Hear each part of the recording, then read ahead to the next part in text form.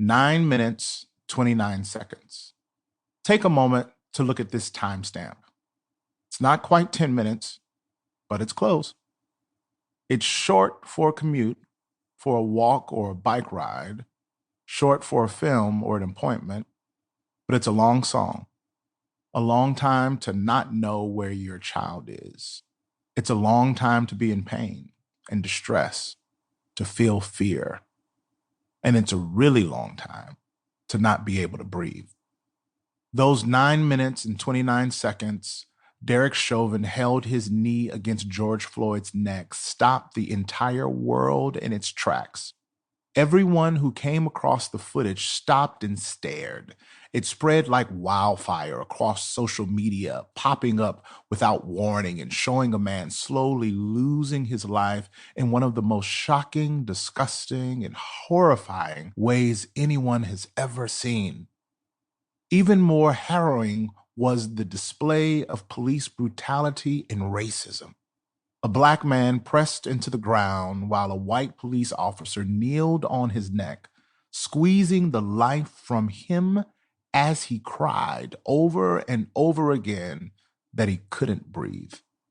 As suddenly as the world stopped, it exploded.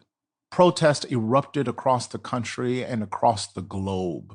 People were marching for Black lives and calling for justice, reform, and healing. The scenes were fraught, and all of this while we were contending with the pandemic. Let's park there for just a moment. The year 2020 was marked by so many dynamics, issues, and concerns that many of us have never fully faced before and are still processing. The pandemic descended on us so suddenly and completely that we didn't even have a moment to think as we adjusted to a new normal.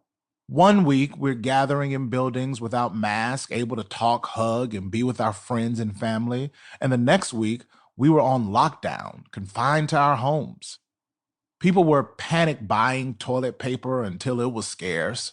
We were sanitizing our groceries once we got home and shedding our clothes to immediately toss them in the washer. We were buying masks, desperate to secure enough for our households and loved ones. I guess what I'm saying is, in 2020, the world was marked by so much uncertainty and fear.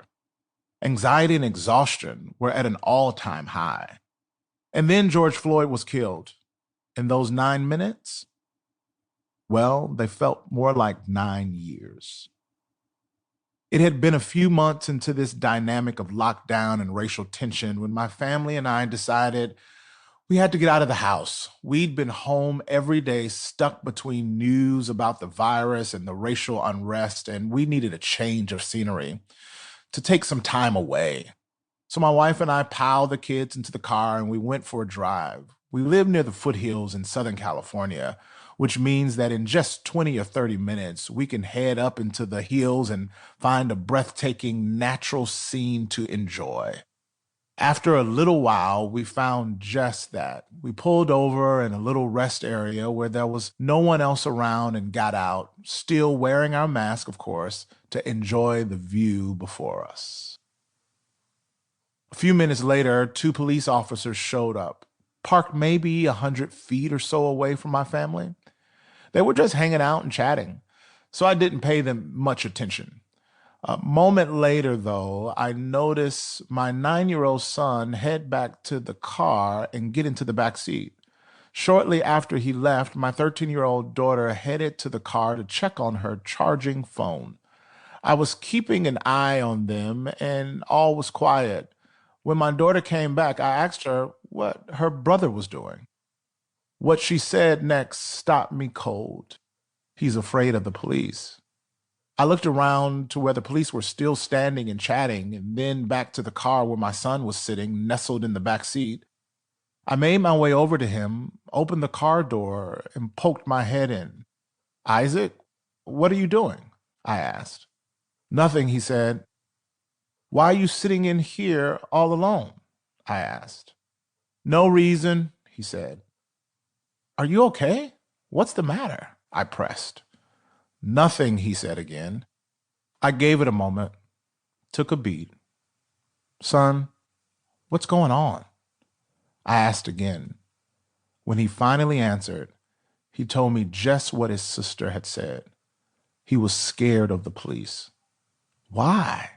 I asked, absolutely taken aback. Because I could die.